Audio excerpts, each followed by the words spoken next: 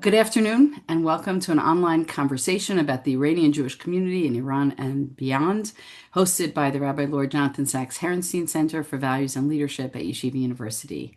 As we begin the second conversation in our series on the Iranian Jewish community, then and now, I want to cite two special people in my life who are no longer with us, the biblical Esther, my favorite Persian, and Rabbi Jonathan Sacks. On the verse in the Megillah when Esther protests to the king and she asks, "How can I stand and watch disaster befall my people?" Rabbi Sacks writes in Tehillah Fractured World, to be moral is to live with and for others, sharing their responsibility, participating in their suffering, protesting their wrongs, arguing their cause. As Mm. we listen to the news with deep concern for Israel and the world, we also extend that concern for the Jews who still live in Iran and our commitment to learning more about them and their needs in this moment. I am joined today by Rabbi Dr. Yamin Levy, a longtime friend of Yeshiva University and former teacher here, a scholar, and the senior rabbi for the largest concentration of Iranian Jews on the East Coast and one of the largest Iranian congregations in the world. Rabbi Levy is an academic and an educator. He's the author of 7 books and has written articles in English, Hebrew, Catalan, and French. We've dropped a link to a number of we will be dropping a link to a number of his books into the chat for those of you who'd like to purchase his books. Among his enduring interests is the life and contributions of Maimonides, who described himself as Hasfaradi. Rabbi Levy, welcome. Thank you, Dr. Brown. First of all, for clarification, I'm not a PhD, just rabbi suffices for me. And first of all, thank you for having me and having this conversation. I think it's very important and worthwhile. But I do want to thank you personally. I've followed your career, quite impressive. And I'm grateful, as are the Jewish people grateful, for your leadership, the work you do at Yeshiva University, and beyond. And Oh, so, really, it's an honor to be with you and to have this conversation. thank you. That's so kind of you to say. Thank Of you. course. Made my day. All right, well, you have a lot of fascinating research interests. And as we begin this conversation, can you tell us a little bit about yourself? I just learned that you were born in Tangiers in Morocco. Maybe a little something about your Sephardic background Sure. and how you came to be the rabbi of your congregation, Moroccan, Iranian. Help us understand that Sure, pathway. sure. So I'm going to be brief. As you said, I was born in Morocco, grew up in a vibrant Sephardic community in Montreal. Um, I'm grateful to Yeshiva University, afforded me a full scholarship to study my undergrad studies and my rabbinic studies at Yeshiva University. Eternally grateful to Rabbi Lam and the leadership there. I remember I was in Rabbi Herschel Schachter's shir for 7 years. And every year we had to take a Mishnah Brura Bechina. And I approached him one year and I said, Rebbe, is it okay if I answer according to the Kaf HaChaim and Chacham Ovadia Yosef and give you Sephardic answers to your questions? And he Mm. said yes. And he was incredibly supportive. And I spent the next 40 years of my career working with Sephardic communities.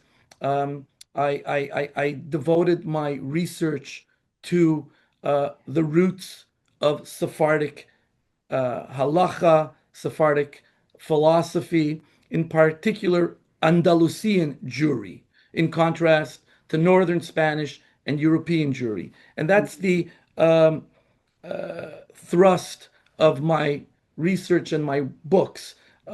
And so I end up here in Great Neck among the Iranian Jews. I first started my career out in New Jersey.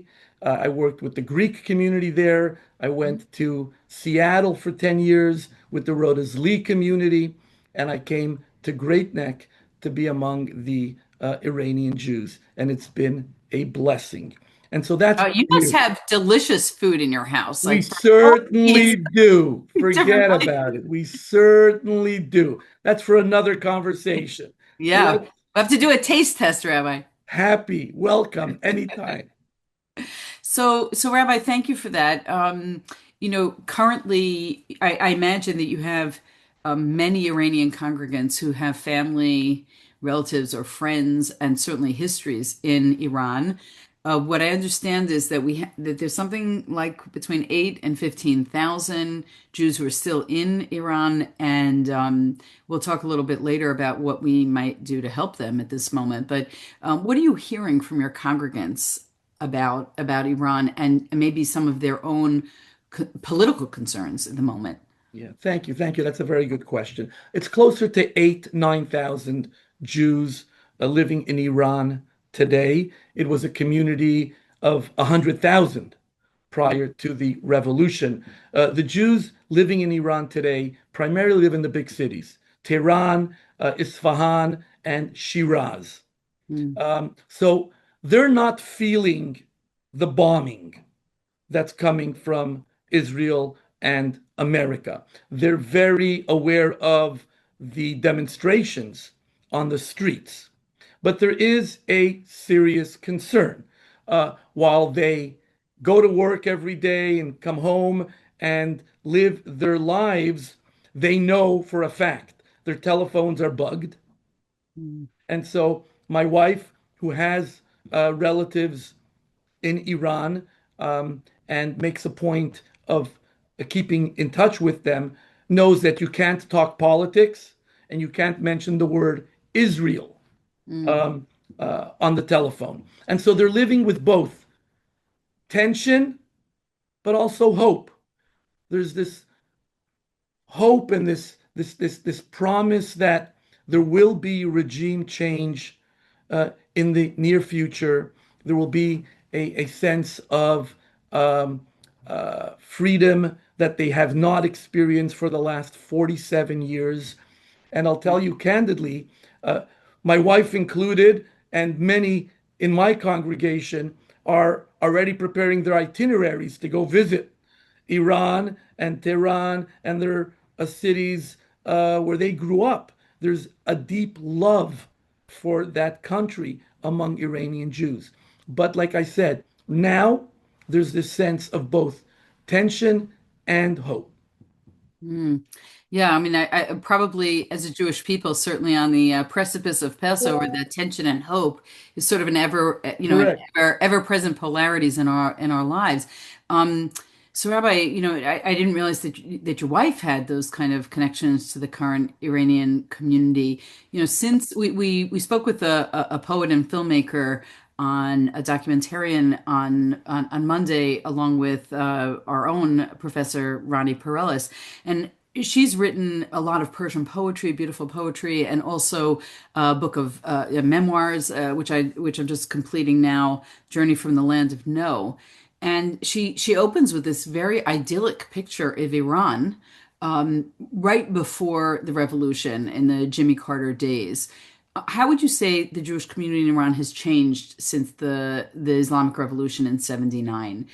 Who stayed, who left, and maybe what's remained surprisingly resilient despite the tense political and religious climate? Right. So I'm always very cautious about over glorifying the pre-revolution days. Mm, Um, the Shah was ambivalent about Israel. That's well known. mm, Um, he never publicly supported the Zionist movement, but he did send ambassadors to Israel, and it's well known that he was quite impressed with the state of Israel. So, without glorifying or over glorifying how the Jews lived during the time of the Shah, they were comfortable. The Jews were uh, economically and religiously active in their lives in the big cities, certainly in the big cities, in Tehran and Shiraz, Isfahan. Um, Kosher food was readily available. Jews attended synagogue, and there were Jewish day schools where Jewish children attended and learned. But there was certainly a dislike of the Jews on the part of their Muslim neighbors. My community is what I refer to as the pan-Iranian Jews, Jews from Kashan, Isfahan, etc. There's the Mashadi community Not a Jews, yeah. that is another important demographic of the Jews of Iran. And the Mashhad Jews were persecuted Mm. into the 20th century. Jews in Mashhad were told not to go out in the rain. Yes, You heard that this? I learned about that, and I just simply couldn't believe it that there's someone, that Jews, the It'll, water would touch, from a correct, Jew to a Muslim, and then it would be a correct. state of It'll be impurity. infected with some Jewish, if a Jewish merchant took money from a Jew, they would wash the money. Hmm. There was this sense of, discord and discomfort. I've heard countless stories of young people being harassed and beaten up, coming or going to school in the streets of Iran, even in the big cities. So it's important that we kind of see this in perspective. Now, post revolution, things got much worse. There's no question about it. And they got worse very quickly, what my Very, understanding is. very quickly. Right. Sometimes it's Jews, gradual, you don't notice correct. it, This but this was seemed to be immediate. yeah. Jews started emigrating, leaving Iran in the 70s. Those who had this sense that things were not looking good. And of course, after the revolution, many, many Jews had to escape Iran. My wife was fortunate in that somehow she received a passport. She was able to get out easily, but not her siblings and not her parents. Her Yeah. father was arrested for trying to leave and was tortured in Iranian prisons, Oh. as were many members of my community and the larger Iranian community. Was My she reunited with her family? Yes, they were all reunited. Her siblings escaped through Pakistan in a tire truck. My sister-in-law hid inside tires. And from there, they went to Austria, where they spent, I Yes. think 12 months until they came to America. And so things got radically bad for the Jews Hmm. after the revolution. There's a treasure in our community. His name is Rabbi Yedidya Izrachian. Hmm. He should live and be well. He was one of the leaders of the Jewish community after the revolution. He refused to leave Iran because there were still many Jews in Iran. And he shared with me amazing stories how he appealed to the higher echelons of the regime to allow kosher shechita to continue Hmm. so that the Jews can eat kosher meat. When the Khomeini declared no more alcohol or wine in Iran, he had to appeal to the highest echelons in Iran to allow Jews to drink wine on Shabbat and Pesach and the holidays. There are countless such stories. Rabbi Izrachian tells me that he worked with the Mossad to bring matzah to Iran for the Jews. And so, tragically, a large community of Jews suffered this incredible setback. It's one of the most ancient Jewish communities in the diaspora. Right. I mean, I think I've seen it dated to, it's 2,600 years old. Yeah, 26, 2,800 years old. Yeah. We all know that Esther and Mordechai are buried in Hamadan. Daniel and Habakkuk are buried in Iran. There's this legend amongst the Iranians that Yirmiyahu Hanavi is also buried in northeastern Iran. Scholars debate that. Mm. He might be buried in Egypt. We're unsure, but we've got this rich history that dates back so many years, Yeah, and I the can I community just was ask you as a, vacated.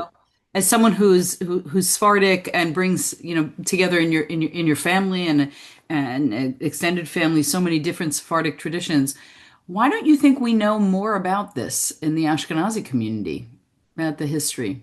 Oh, The Ashkenazi don't take me mommy. there. No, we can go I there. We can wrote go there.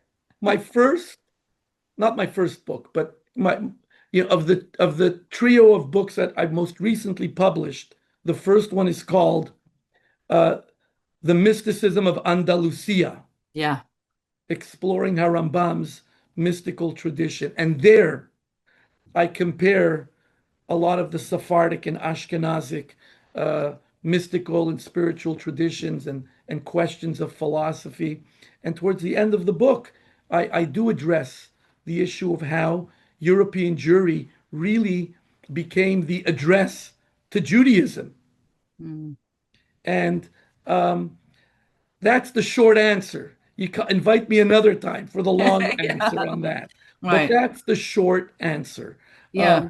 I mean, I know this is true, in my, having done graduate work in Israel, where, now the Mizrahi community, Jews from many, many different parts of the Sephardic world have now they're the percentage wise they're the larger percentage of the population, but also that strong sense of the Ashkenazi history, the Holocaust, based Absolutely. history, and the tragedies that have befallen, and also the remarkable traditions that have developed in other countries. I do want to say one very sweet thing, Rabbi. My one of my grandsons is 5, and he has a Persian teacher, and he told me she speaks Parsi. I I think had a it's Rebbe, Farsi, but I had a Rebbe in yeshiva when I was a little boy who would say that the second Makkah was the Tzfardim.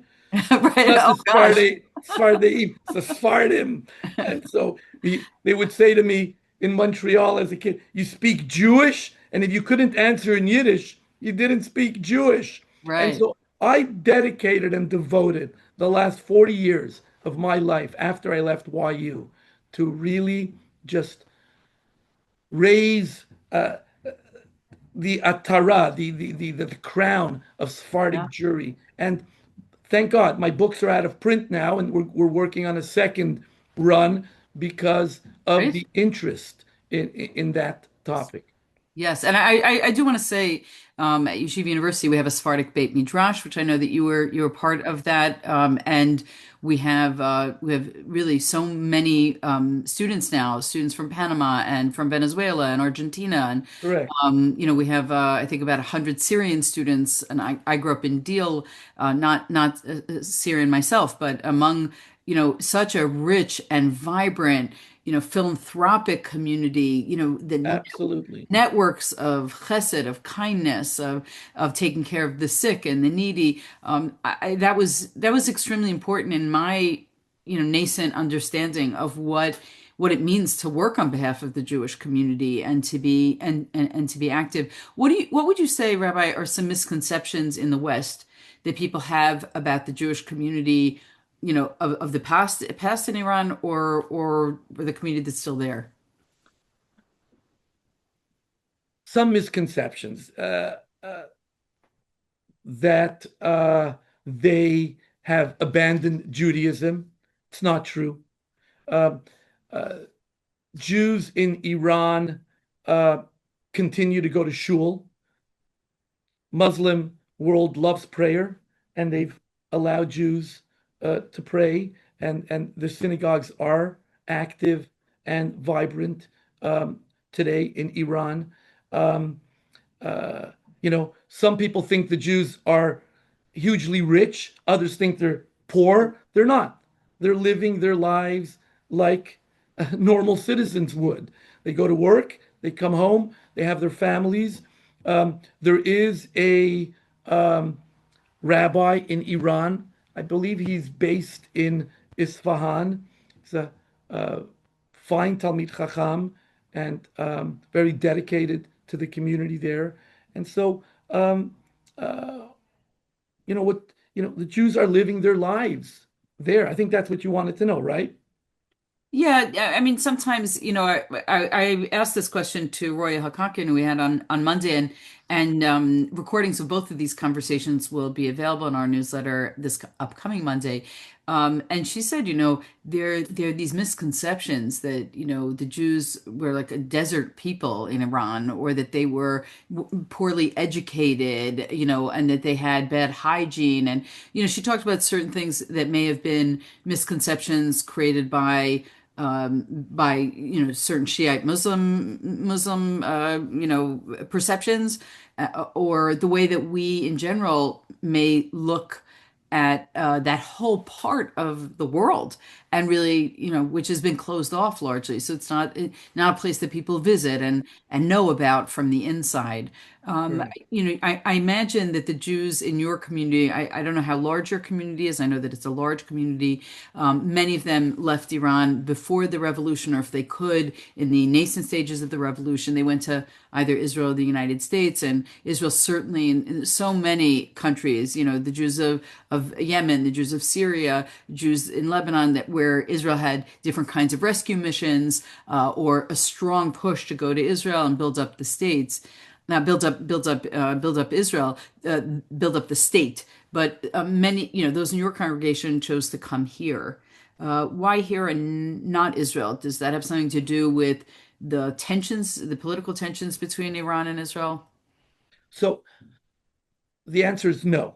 Nothing to do with the tension, the political tensions. The Iranian community, and again, I can't speak for everybody, but certainly the community that I know is fiercely Zionistic. Mm. They're very much pro-Israel. Let me just qualify a little bit the information you have. Jews, uh, post-revolution and around the time of the revolution, really went globally. There were many who went to Germany, because many Jews, prior to the revolution, went to universities in Germany to Yeah. study medicine, engineering, pharmaceuticals, and little communities were already established there. Many Iranian Jews went to Italy, where there's a huge industry there of jewelry and fashion, led by the Iranian Jews who left Iran. There's a small community in Canada. In London has a very large and strong and affluent Iranian community as well. The United States, the Jews came to, as you said, New York, Los Angeles, and Atlanta has a healthy community. Baltimore, How did they pick those spots? I mean, yeah, that's that a goes tough in- question. The yeah. answer is, New York, I can tell you for sure. We have members of our community that arrived already in the 50s and 60s, Mm. came to New York. And so there was this sense of, economically, there was opportunities, educationally, there were opportunities for the Jews to come here. Now, anyone who knows anything about Middle Easterners, they love real estate, especially Middle Eastern Jews. And um, the early pioneers who came to New York bought up a lot of the real estate and have done very well in real estate. The same in Los Angeles, but I don't want to limit only to business. This is a very educated community. Yes.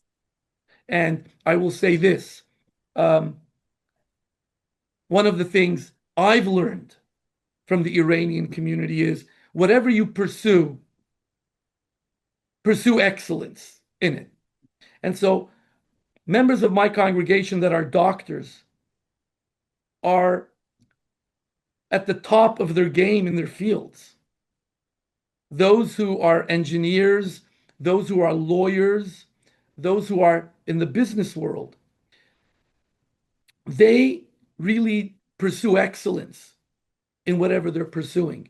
And so um, they come to America not because they don't want to go to Israel.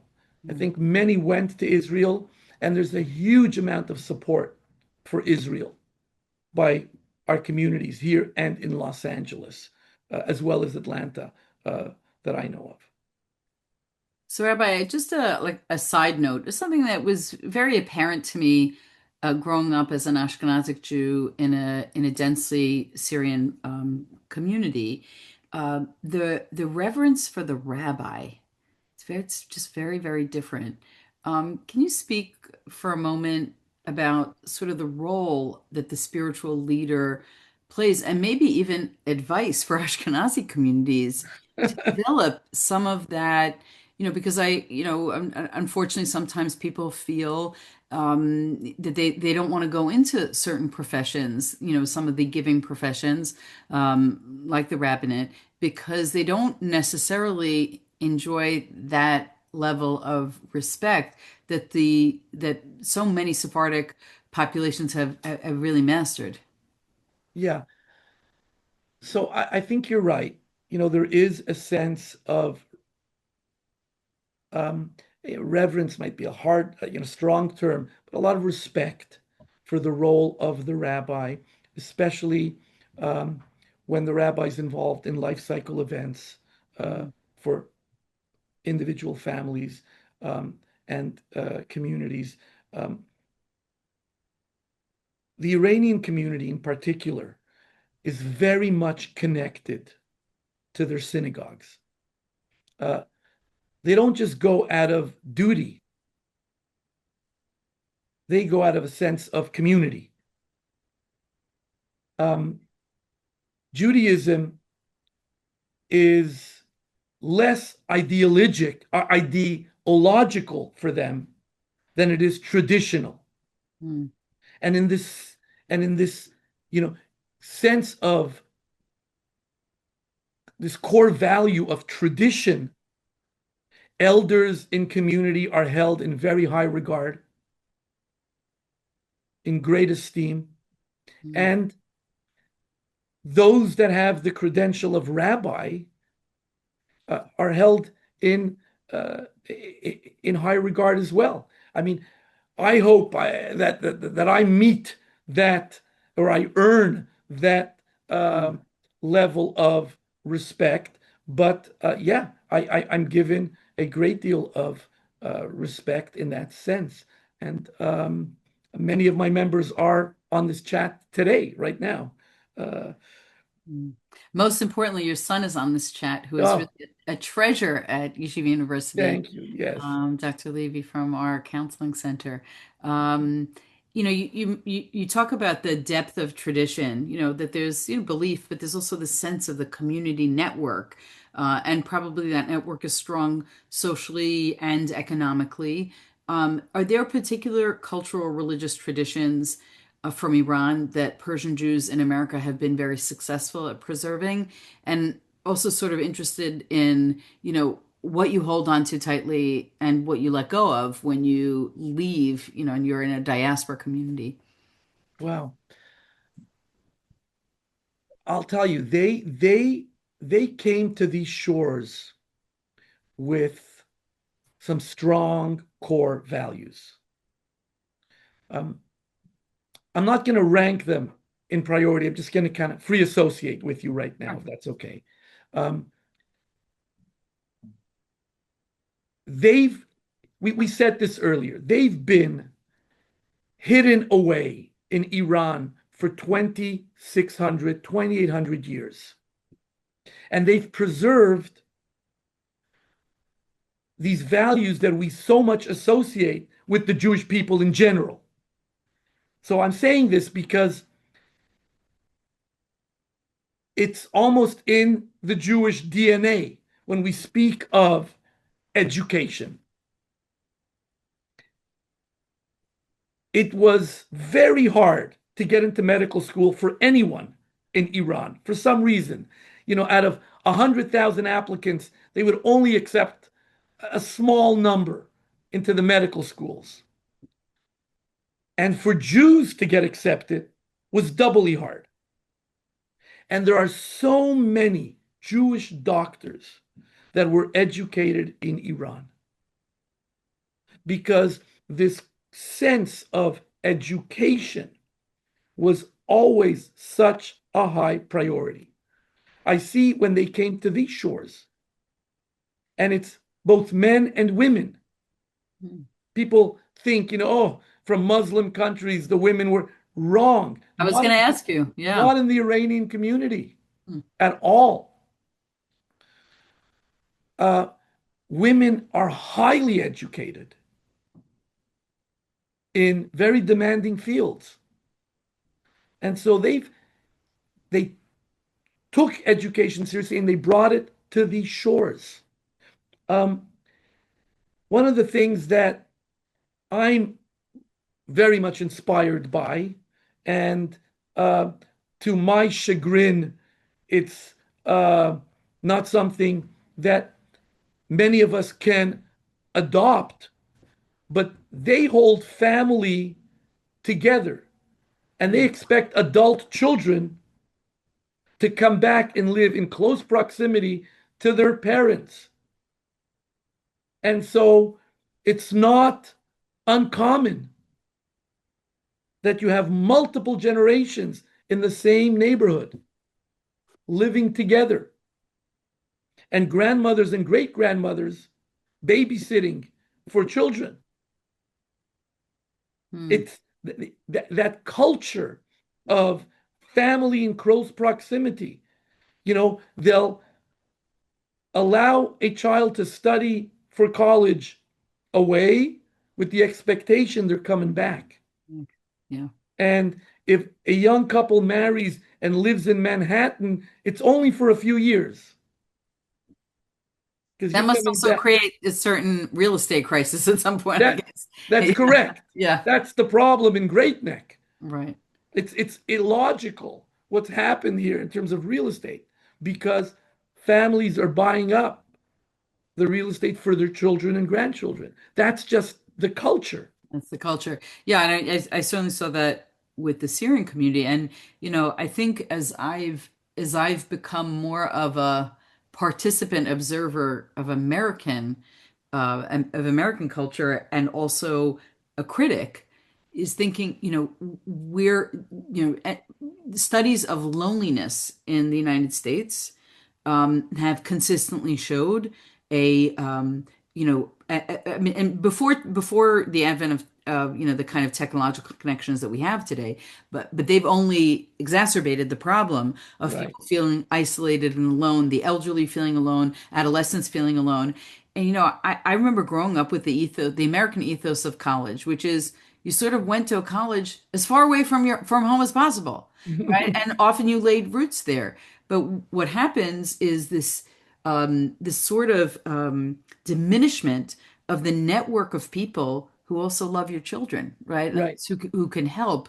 Annette Leroux, a sociologist, wrote this wonderful book called Unequal Childhoods, and she did a qualitative study of children in the United States and who lived beneath the poverty line, in poverty, up to, upper middle class. And what she says is, where families used to gather around the hearth, the middle class American family gathers around the children's schedule, right? And they're over programming them, and she calls it concerted cultivation. We're giving them all the tools so that they can be successful. She said, and in many ways, when she did, this long longitudinal study, she said, they were right. They prepared their children for adulthood.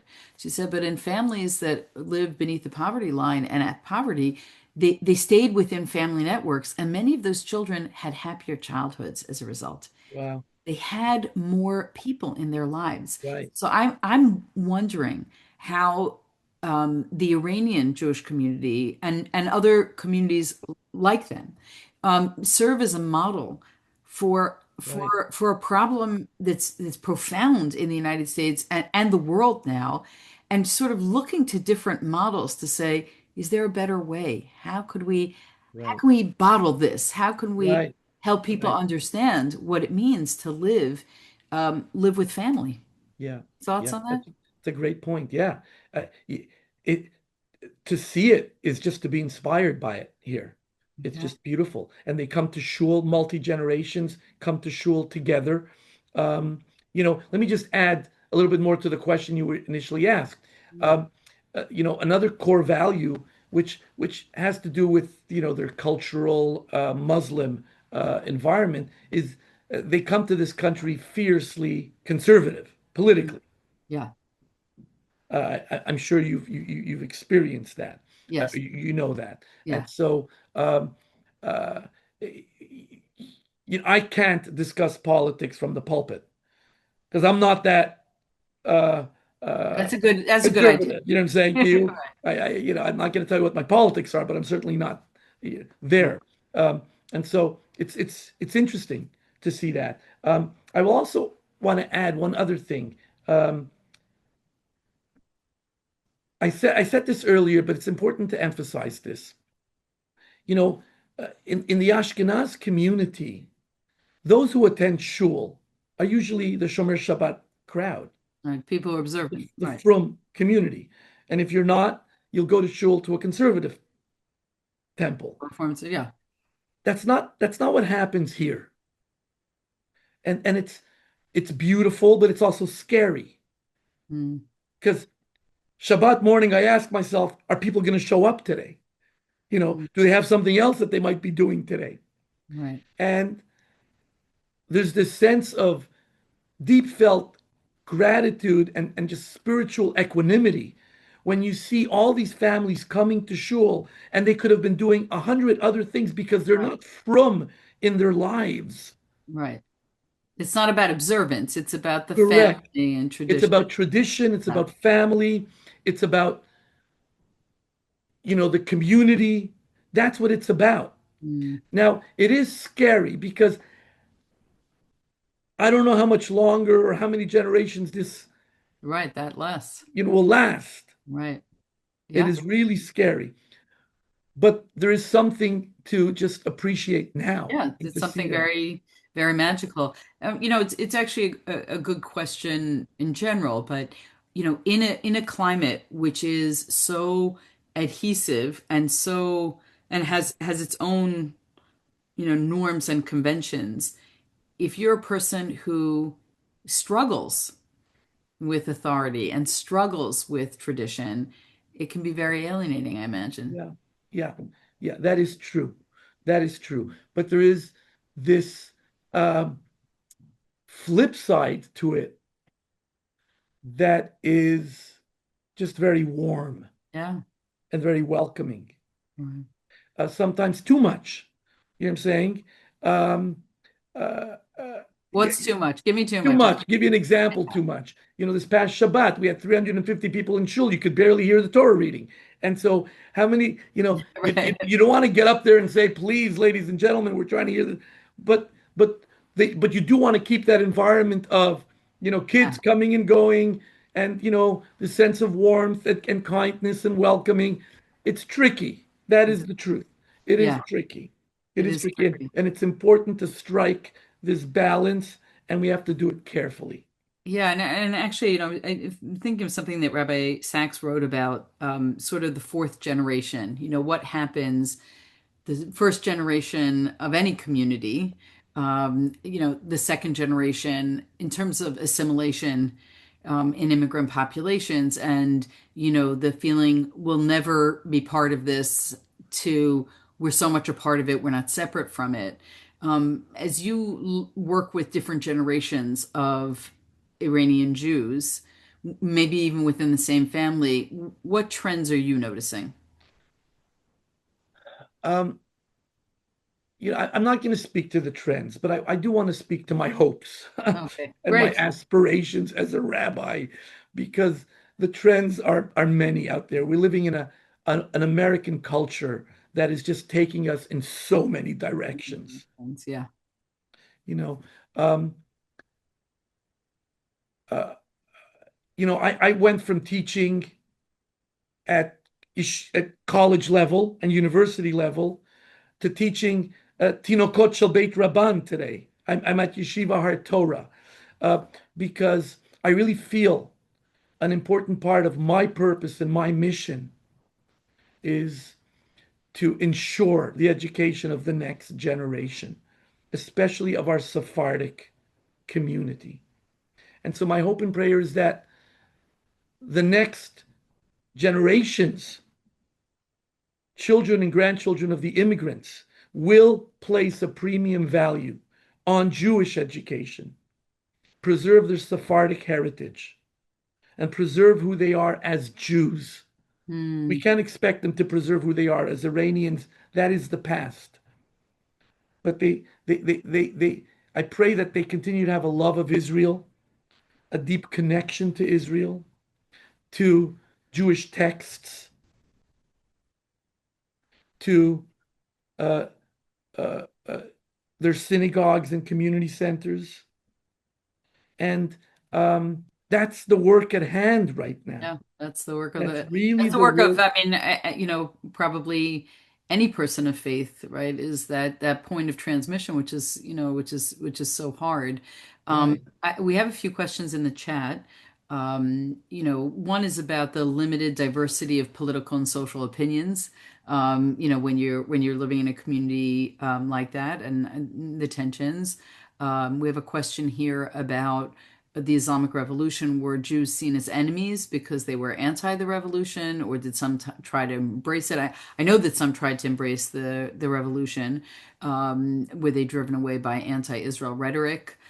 So those are, two questions, Yeah. and one more after. I don't know if Jews embraced the revolution.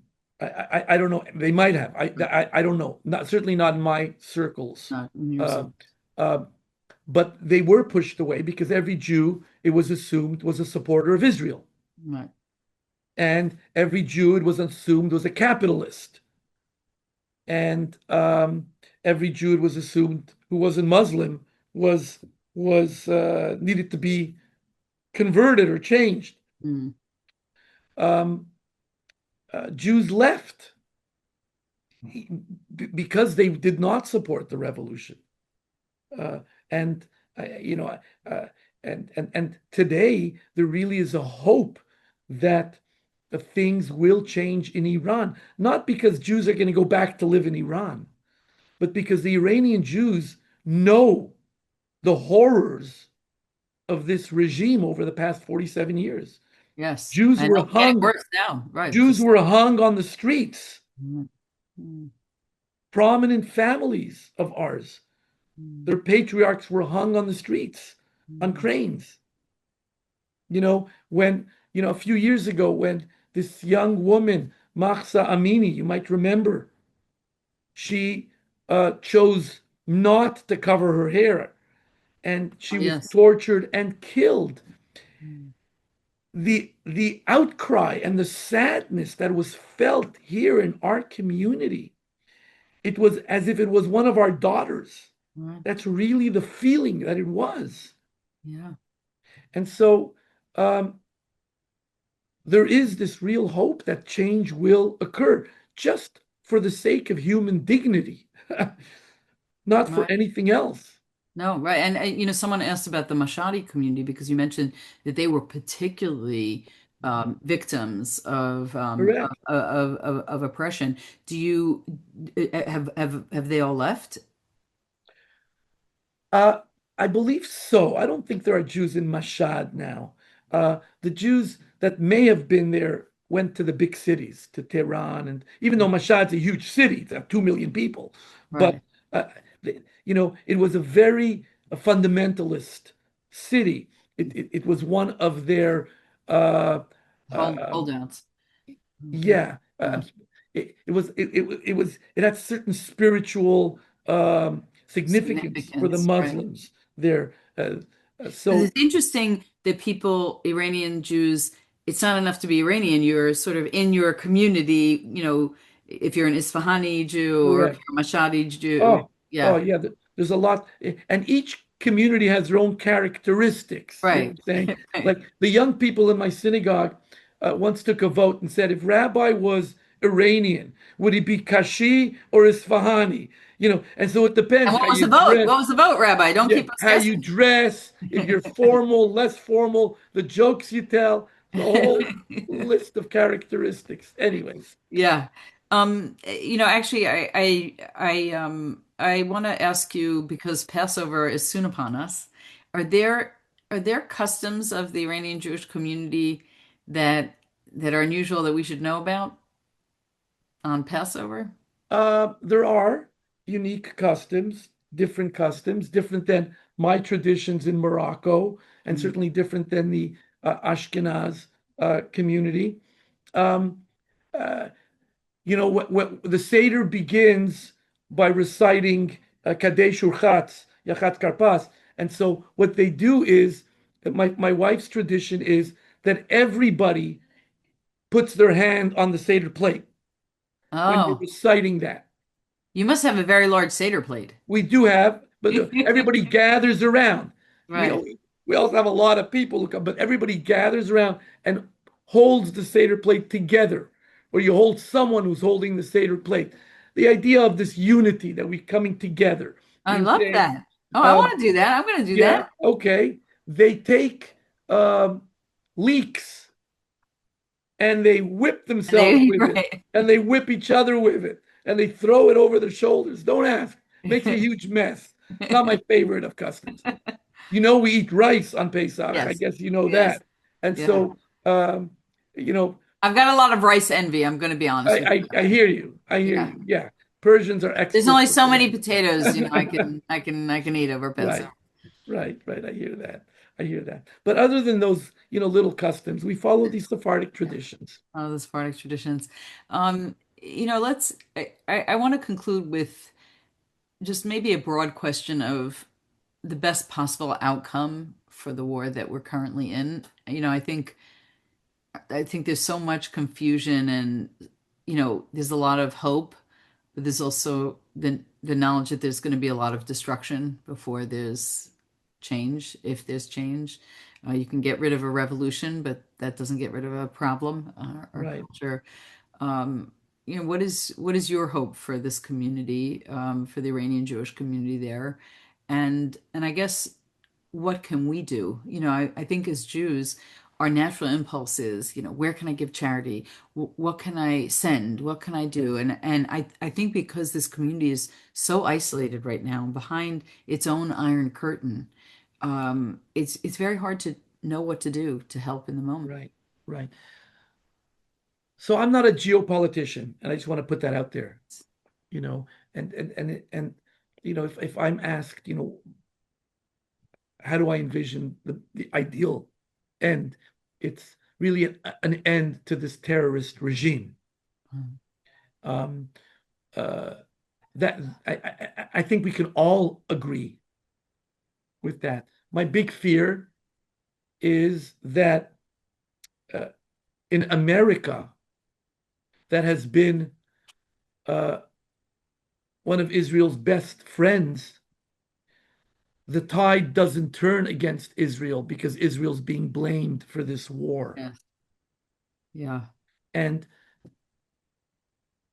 I think every Jew has to speak up and remind Yeah. the American people and remind Of the American brutality of the regime. influencers, correct, what we're fighting here. Mm. And if they want to hear firsthand stories, they could come to my community and hear from people the horrors Ours. that take place there and are taking place there now. Mm. Um, how we can help, it's a tricky question. I think big organizations will know better than I Yeah. do. We have an organization, it's called the Iranian American Jewish Federation. We have a community federation, federated fund, and we do a lot of work in Iran with the community. We make sure we provide them with whatever needs they may have. And now, before the holidays, we're involved with. We're doing this very under the radar, and Mm. here I am publicizing this, but it's you know making sure that the Jews that are going to want matzah and they're going to want what they need for Pesach will have it available to them. We are trying to get Jews out of Iran. There's one prominent community member who's in prison in Iran right now, Mm. um, and we don't know his whereabouts. And so, we're doing what we can, and I know other communities are doing also what they can, and just becoming more informed. Uh, Yeah. yeah, yeah. Well, you've certainly made us more informed and Thank you. helped us appreciate what's there, what was lost, what there will be one day to study as we think about the Iranian Jewish community, and as we send our heartfelt felt prayers to those who are there, that they be strong and resilient and survive and hope and dream that they'll be, next year in Jerusalem or possibly Great Neck, or possibly Los Angeles. Um, Thank you. Yes, but yes. I want to just thank you for all that you do, Rabbi Levy, to preserve Sephardic traditions everywhere, for your service to the Jewish community. And I want to wish you and all of those who are listening with us a Chag Kasher v'Sameach, a happy, healthy, kosher, and safe holiday ahead. We will actually be having on Monday, our own Eliza Abrams Koenig will be interviewing Shira Lankin Sheps about a new Haggadah called Az Nashir. Uh, Ah, and we'll have that on Monday. We'll look forward and we'll send out information, and we'll have a recording of this conversation and our conversation with Ronnie Perellis, Dr. Perellis, and Roy Hakakin will be available on Monday through our newsletter. Thank you so much for joining us. thank you. Chodesh Tov, everybody. Thank you, So Dr. happy Brown. I Islam. appreciate it. Thank you to all those who helped organize. Take care. Take Bye-bye. care. Bye bye.